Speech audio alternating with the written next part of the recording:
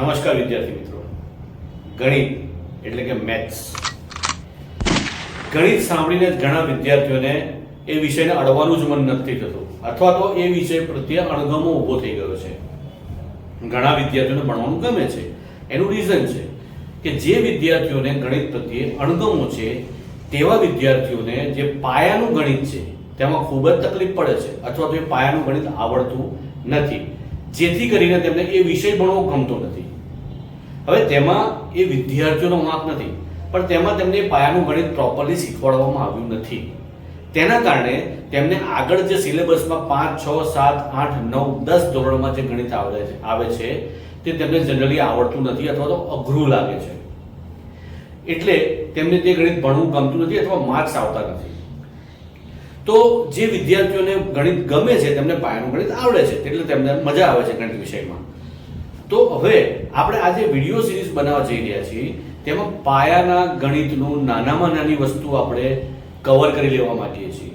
એકદમ નાની વસ્તુથી લઈને દરેક જે પાયાનું ગણિતના જે પણ એલિમેન્ટ્સ છે બધાને આપણે કવર કરી લઈશું, જેથી કરીને જે વિદ્યાર્થીઓનું પાયાનું ગણિત નબળું છે તેમને એ પાયાનું ગણિત આવડે અને આગળ જતા તેમના જે સિલેબસમાં આવતા જે એક્સરસાઇઝ છે, જે ટોપિક્સ છે તેમાં તેમને ખબર પડે અને તેમને આવડે તેવો માર્ક્સ લાવી શકે. અને મોસ્ટ ઇમ્પોર્ટન્ટલી, જો આવા વિદ્યાર્થીઓને પાયાનું ગણિત આવડશે તો તેમનો આત્મવિશ્વાસ પણ વધવાનો છે.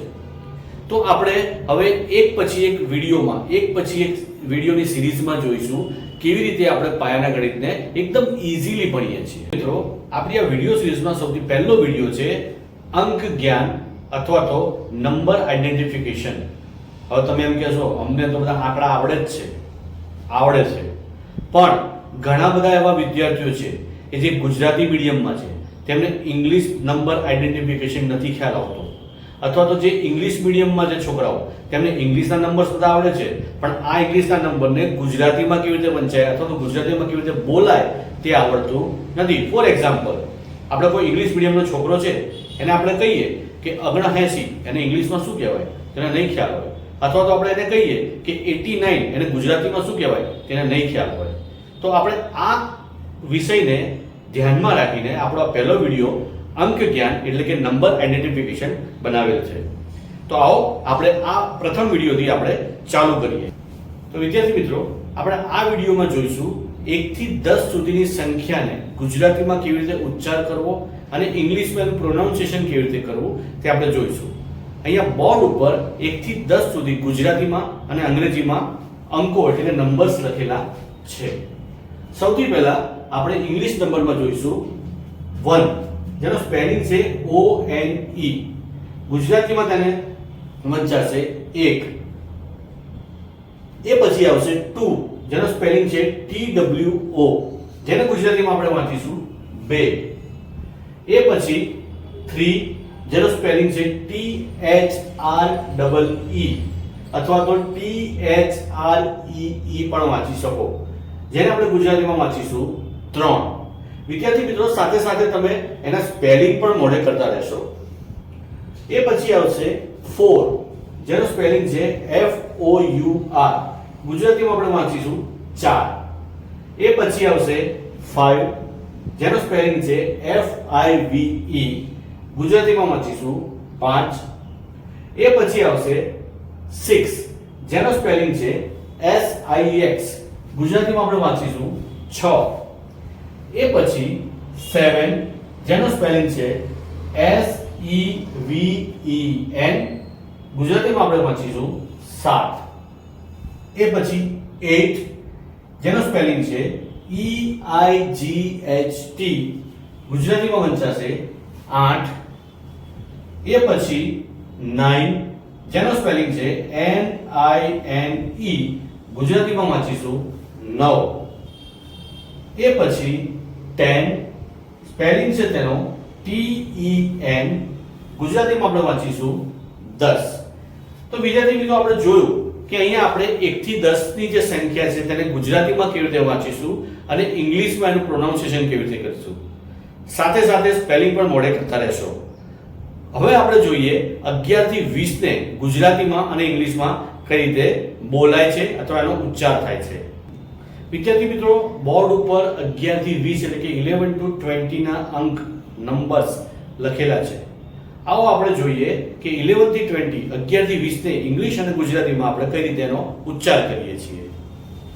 સૌથી પહેલા 11 જેનો સ્પેલિંગ છે ELEVEN. 11 ને ગુજરાતીમાં આપણે વાંચીશું 11. તે પછી આવશે 12 જેનો સ્પેલિંગ છે TWELVE. ગુજરાતીમાં વંચાશે 12. તે પછી 13 જેનો સ્પેલિંગ છે THIRTEN. ગુજરાતીમાં વાંચીશું 13. એ પછી આવશે 14 જેનો સ્પેલિંગ છે FOURTEN. ગુજરાતીમાં વંચાશે 14. તે પછી 15 જેનો સ્પેલિંગ છે FIFTEN. જેને ગુજરાતીમાં આપણે વાંચીશું 15. તે પછી 16 જેનો સ્પેલિંગ છે SIXTEN. જેને ગુજરાતીમાં આપણે વાંચીશું 16. તે પછી 17 જેનો સ્પેલિંગ છે SEVENTEN. જેને આપણે ગુજરાતીમાં વાંચીશું 17. તે પછી 18 જેનો સ્પેલિંગ છે EIGHTEN. ગુજરાતીમાં 18. તે પછી 19 જેનો સ્પેલિંગ છે NINETEN. ગુજરાતીમાં વાંચીશું 19. તે પછી 20 જેનો સ્પેલિંગ છે TWENTY. ગુજરાતીમાં વંચાશે 20. વિદ્યાર્થી મિત્રો, તમે એ વસ્તુ ઓબ્ઝર્વ કરી હશે કે 11 થી 20 ના સ્પેલિંગમાં ડિફિકલ્ટી જો તમને પડશે તો ખાલી 11, 12, 13, 15 અને 20 માં પડી શકે છે. બાકીના સ્પેલિંગ તમે જુઓ, 6 તો સ્પેલિંગ જો તમને આવડતું હશે તો તમે 16 નો લખી શકશો, પાછળ TWN જ એડ કરવાનું છે. તે જ રીતે 4 નો સ્પેલિંગ તમને આવડતું હશે તો 14 નો પણ તમને આવડી જશે. સેમ પદ્ધતિથી 17, 18 અને 19. 9 એની પાછળ TWN ખાલી ટી જ લગાવવામાં આવે છે. તો 11 થી 20 ના સ્પેલિંગ જ્યારે તમે મોઢે કરો ત્યારે તમે આ વસ્તુ ખાસ ધ્યાનમાં રાખશો. તો આ આપણે આ વિડિયોમાં આપણે 1 થી 20 સુધી એટલે કે 1 થી 20 સુધીના જે આંકડા છે, જે નંબર્સ છે, એને ગુજરાતીમાં અને અંગ્રેજીમાં કેવી રીતે ઉચ્ચાર કરીશું, કન્ફ્યુઝ નહીં થઈએ.